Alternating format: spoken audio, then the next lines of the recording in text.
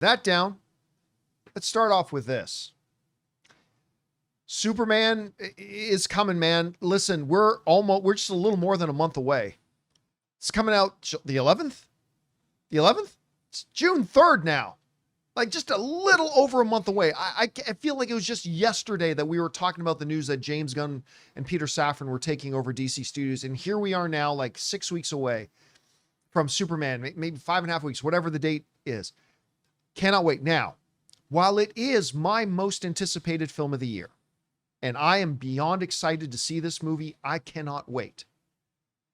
I have my doubts about how well it's going to do financially, right? There's a lot of things stacked against us. The utter and complete failure of the DCEU that the audiences all en masse gave up on and abandoned. By the time it finished, I think its last three movies, I think only one of the last three made over $300 million. They made like 200 million, whatever. One made about 400. I mean, it just went out on a whimper. Despite the fact how much you and I love Man of Steel, there are a lot of people in the general movie-going eyes who didn't like that rendition of Superman. And now we're taking yet another crack at Superman. And, and they're just starting a brand new thing. So I have my doubts. I have my doubts about how much money it'll make, but I think it's going to be awesome. Well, apparently the industry does not have doubts. Because right now, the projections are saying that Superman is not only going to have a good opening, the projections are saying it's going to be the biggest opening of the year and the biggest opening for any DC film ever in history. The folks over at CBR write this. Per Box Office Theory, Superman's 3-day opening is tracking to make between 154, by the way, that number is not there anymore. They've moved that number, but between 154 and 185 million. That is in line with industry insider Jeff Snyder reporting an estimate of 175 million. By the way, the most recent adjustments I've seen for the projections are saying 170 to 190. The ones I'm seeing now. Anyway, I don't know that I believe them, but that's what they're projecting, okay? Should those numbers, higher numbers, hold out, it would comfortably make Superman open with the strongest debut of any movie released in 2025. The current high for the year is held by the Minecraft movie with its $162 million opening. If Superman opens with more than 166, we're going to go over these numbers in a minute, it would also set a new high for DC movies by surpassing the previous record held by Batman vs. Superman, Dawn of Justice in 2016. Now, they're saying 170 to 190. Some are saying 170 to 185. Whatever range that falls in. Take a look at this. These are the highest opening weekends of all time. Sorry, I got the graphic caught up at the bottom, but down at number 5. The first Suicide Squad movie, the one with Will Smith, made $133.6 million in its opening weekend. Robert Pattinson's The Batman had an amazing $134 million opening weekend. The Dark Knight had a $158 million opening weekend. The Dark Knight Rises had 160 and the highest opening weekend ever for a DC movie. $166 million for Batman vs. Superman, The Dawn of Justice. Right now, industry people are saying that Superman is going to destroy that. Let's even just say, let's forget the 190. Let's say 180. It's going to surpass that by $14 million. It's going to easily be the biggest opening of the year. This is completely counter to what I have believed was going to happen. I see Superman opening to like a respectable, solid 90 million, 100 million. But apparently the industry is saying that's way off, Campea. That's way off. It's actually going to be much higher. It's going to be around this. Now, look, for DC, I've said this the whole time, and I will reiterate it again. What's more important to DC, that Superman makes a lot of money or that Superman is great? The answer is easily, it's more important to Warner Brothers that Superman is great, because if it's not great, the upcoming movies are going to have a hard time making money. Like, that's great if Superman makes a whole ton of money, but then it sucks, and then you just see all the rest of the DC movies start to flounder. They need this movie to be great. That's the number one responsibility. That's the number one priority. But they would also love it to be great and make a ton of money. Guys, we want to take a second to thank a sponsor of today's video, Hungryroot. Okay, so I'm sure you guys can all relate to this. Spring hits and suddenly life goes from like 0 to 100. Busy season is officially in full swing over here. And honestly, who's got time to go grocery shopping? That's where Hungryroot comes in. See, because Hungryroot is like having your own personal shopper. I told them my goals and they started curating groceries for me that actually fit my life. Be it smoothies, snacks, salad kits, even ready to eat meals. All clean ingredients, no artificial junk. This week, I got the grilled turkey tenderloin with pesto grilled veggies, and it was amazing. And I got my usual protein-packed snacks. It's like they're learning my taste better than I even know myself. And the best part is, I don't have to waste time driving to the grocery store and wandering the aisles. That's time I can spend doing literally absolutely anything else. Guys, I love Hungryroot. Take advantage of this exclusive offer. For a limited time, get 40% off your first box, plus get a free item in every box for life. Go to hungryroot.com/Campea and use the code Campea. That's hungryroot.com/Campea, code Campea to get 40% off your first box and a free item of your choice for life. hungryroot.com/Campea, code Campea. Rob, these numbers are blowing my mind. That coming off of all the controversy surrounding the DCEU, all the failure of the DCEU, the fact that a lot of people didn't like the last interpretation of Superman, the fact that this is going to be our third, well, if you, not even if you're not counting television, if you do want to count television, just in the recent couple of decades, you had a Smallville Superman, Superman Lois Superman, you got the Superman Returns Superman, we got Man of Steel Superman, and we're about to have yet another Superman. The first one, and yet they're saying this thing could be the highest opening weekend of any film in DC's history. Do you buy it? What do you think of these numbers, and what are you expecting? What do you think? Well, it's not surprising to me that Superman's a perennial favorite. You know, we always talk about truisms in life as kids like dinosaurs eating people, and I say that they like apes, intelligent apes on horseback with rifles. Kids also like Superman. Every kid in the world wraps a towel around his neck at some point and flies. Yeah. They just do. And the thing is, take away the movie pundit space and everything that we argue about online, film Twitter, whatever. Superman transcends opinion.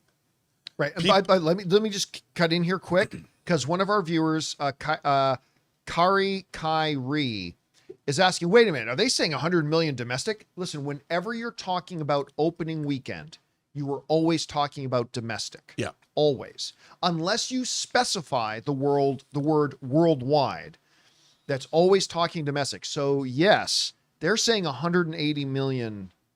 And by the way, they could be off. I think they are off. I think it's going to be much less, but it could be higher, could be lower, whatever. But they're right now, normally these projections 8 times out of 10 are pretty bang on. They're saying about 180 domestic. Worldwide, if these numbers hold, we could be talking 300, 400, whatever million. But the important number is domestic. Anyway, please continue. Well, I was just going to say, you know, okay, we're in a space, we're in a superhero slump right now. But the thing about this movie is I think it's impervious to what's come before, because I think it's because of where we're at in the world and in motion picture history. This Superman stands as a singular event. This is a zeitgeist movie moment. It might not be Barbenheimer, but James Gunn's Superman is a movie moment. There's never been a Superman movie with a crypto in it. There's never been a Superman movie with Superman robots, you know, that we've seen help him out when he falls from the sky. This film has a different vibe and a different tone than any of the superhero stuff we've been getting since 2000. And I think it's defined itself to at least be different. The runway is there. The engines are powerful. The real question is this movie good? Is it overstuffed with craziness? Is David Cornsweet a great Superman? Is Rachel Brosnahan great? Are we going to like Guy Gardner's haircut? You know, there's all kinds of, for me, the film is an event. There's enough word of mouth and there's enough people waiting to see this movie. Now it's up to the movie. Never has a movie been positioned enough to be successful. And I think this movie they've done a great job turning it into an event. And if the movie delivers, this thing could be huge. if people walk out of this movie with a big smile on their face, because it's gonna have things, whether it's giant monsters or a pocket dimension or crypto or the evil Superman clone, Hawk Girl. I mean, it's got so much stuff in it that if it works, it's gonna be great. If it doesn't work, it's a disaster. It's a disaster. Because again, this is your first film of a new cinematic universe. Yeah, and it means that cinematic universe, you got Lanterns that's already shot following it up. Yep. You've got the Supergirl movie. They've already got Creature Commandos. They're going to do, other things, whether they do Brave and the Bold. If this doesn't work, Warner Brothers is either going to be very happy or they're going to be very sad. It's not going to, if it's middle of the road, it's a failure too. It can't just be kind of good. This movie has to be great. If it's middle of the road, I think it gets a push. You know what I mean? I think that if it's a little bit middle of the road, where the fact that a bunch of people walked out, haven't had a good time, nobody thought it was all that bad, I think that then maybe gives it a push onto then Supergirl. Then Supergirl's going to kind of be the make or break. I mean, they've already shot it, so they're going to have to put that out. And she's supposed to cameo in this. Yes, which is going to be key. That's key too, because if you love her, I love the costume designs we've seen. If Millie Alcott comes out and crushes it. Listen, man, all I can say is, like, you never know. No matter how bad a movie looks in its trailers, it could be great. No matter how great a movie looks, it could be bad. But they showed us a bunch of stuff at CinemaCon, and I got to tell you, I loved. And a lot of the stuff they showed at CinemaCon has been put out. Some of it is not. Some of it is not. Yes. But I straight up loved everything they showed us at CinemaCon. I just think it puts a big smile on your face. Yeah, it was joyous. It was joyous and fun and happy. And look, it's 180 degrees away from what Zack Snyder was doing. And I liked what Zack Snyder was doing for what he was doing. But like people have said, it was not a 4-quadrant. They were not 4-quadrant movies. And a Superman movie like this, you got to have, I think fathers and daughters and mothers and sons are going to come out of this movie and want to go see it again. And if that's the key to success, and you get families going to see a movie more than once, you've won. By the way, is there a narrative in Hollywood that has changed more dramatically and more quickly than the narrative surrounding Michael DeLuca and Pam Abdi? Because not long ago, they were going to get Michael Bay to direct. That almost killed it all. No, not long ago, the Joker 2 came out, and all the talk, and it wasn't just Joker 2. They had a couple of struggles at the box office. But remember, that was before their administration. I know, but remember the story there, the narrative out there was that David Zaslav was getting ready to fire Michael DeLuca and Pam Abdi, which I called into question when we were at CinemaCon, and coming out on stage to do the Warner Brothers presentation was Michael DeLuca and Pam Abdi. It's like, it doesn't feel and like they did a good job too. They did a great job. They came out there guns blazing. And since then, what have we had? We've had hit after hit. 3 hits. And now Superman is not produced by them, but they do run the distribution company as well. Right. And so it's going to be a Warner Brothers distributed film. I mean, is there a narrative that has changed? Now nobody is talking about how DeLuca and Abdi are about to get fired. Nobody is talking about that. And what's interesting, their tactic or their desire to partner up with really exciting filmmakers to make unique films. I mean, what is a great example of that but Ryan Coogler's Sinners? And people, the narrative for Sinners was like, oh, maybe it'll do okay. No, that movie is done extraordinarily well for an original film that was not part of an IP. For an original R-rated vampire film, it did great. And then of course Minecraft. I had no faith in. Yeah, nobody had faith in it. Did. You know, I think people should put a chicken jockey scene in every movie. But you know, and then coming up in Superman. And don't forget, they after 14 years greenlit a resurrection of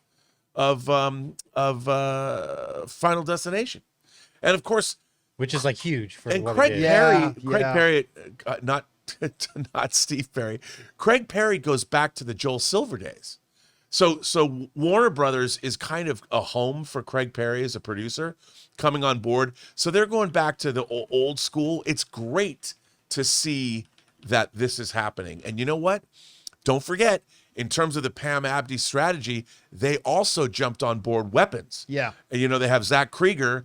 They made a great, sweet deal with him and Roy Lee, to make another original horror vision. They got that on deck for August. So they might, I don't know, does Warner Brothers have something coming out this month? Oh, I can't remember off the top of my head. But they got Superman in July and Weapons in August. So that's pretty good. And doesn't New Line have the Long Walk is Lionsgate. Yes. And Running Man. And I am excited for the long walk. Bro. Speaking of Mark Hamill being in that. But anyway, getting back to this thing. Now, I've been sitting here being the wet blanket. Okay. I do not believe it's going to make this much money, but all the projectors are saying it is. Whatever. We've talked about all the dark stuff of what if this movie is not good, and all the tragic, dark, post-apocalyptic landscapes that lies ahead for DC if Superman's not good. Okay. All right. Let's play the optimist for a second. What if this movie does make 180 million opening weekend or more? And what if this movie is great? Rob, what does that do for the forecast, for the landscape, for the public perception? What does that do for this brand new DC universe if Superman comes out, crushes the box office, and people love it? What happens then? I think it's a good thing. I mean, it makes people excited about the DC universe already. The Lanterns TV series, just the photograph that we have, Aaron Pierre and Coach Taylor, full hearts. That interests me. And the fact that Jason Momoa is playing Lobo, I think it's going to create an excitement around, first of all, if this movie's good, the next thing people are going to want is a Superman 2. It's like, if this movie's great, can't wait to see the next one, or a Superman trilogy. And it means that we have a universe that people are reignited and excited about. And I think what I love about that is the plan. This has been planned. And it means the plan is working. And as we've always said, as Mike Tyson would say, what does he say about getting punched in the face? Everybody's got a plan till you get punched in the mouth. And just like every military has a battle plan that will never survive contact with the enemy. Every rose has a thorn. And I mean, every rose has a thorn. That's true. And I think that if this movie works, it means the plan works. And that means that Warner Brothers has DC Studios, and they can now plan 1 year, 2 year, 3 years, 4 years down the road. And that's always great for any business, especially movie making. And what does it do for Supergirl? How does the forecast or the outlook for Supergirl change? Because right now I think it's just another movie coming out, right? If Superman crushes it, and again, normally I play the wet blanket, but let's be the optimist for a second. If Superman crushes it at the box office and people love it, how does that change, how people start looking forward then to Supergirl? How do the fortunes of Supergirl change at that point? I think they change drastically. And, James Gunn has said we're not making movies until we have right scripts. And Yeah. I think the Supergirl storyline that they took from that Tom King run is a great way to go. And for Warner Brothers in general, remember, this is an auteur film. This is a writer-director movie. It's, James Gunn's out there front and center. Sinners is a writer-director movie, Yes, it is. auteur-driven, and so is Weapons. And if that's what your studio is doing, they're going back, and suddenly a studio is proving viability with original movies and IP. You need both. And Yes, if yes, you do. Yep. if a studio can realize that there is money to be had with Ryan Coogler making Sinners or Zach Kreger making Weapons, and we can, or even reviving an old dormant IP, maybe they'll start looking into things, which means we as moviegoers get cooler movies. We get a better time at the theater, and then theater owners get more people showing up. Now, again, for the record, I do not believe Superman is going to make this much money open. I just think there's too much stacked against. I think it can be great. I think it can be an awesome movie, but I do not believe it's going to make this much money. But everybody seems to disagree with me now. We'll find out as we get closer to it. Guys, question is for you. What do you think about this? The projections right now are kind of saying that Superman is going to end up not just being big, but maybe the biggest opening of the year and the biggest opening for any film in the history of DC films. Do you see that happening? I don't. I hope it does, but I don't. Anyway, whatever you guys think, jump down to the comment section below and leave your thoughts there. Hey guys, thanks so much for watching this video. Make sure you like the video, leave a comment, and subscribe to our channel. And don't forget, we have a daily podcast called the John Campea Show podcast, available on Apple Podcasts, Spotify, or your favorite podcasting app of choice. Go and subscribe to it today so it'll be there when you need it.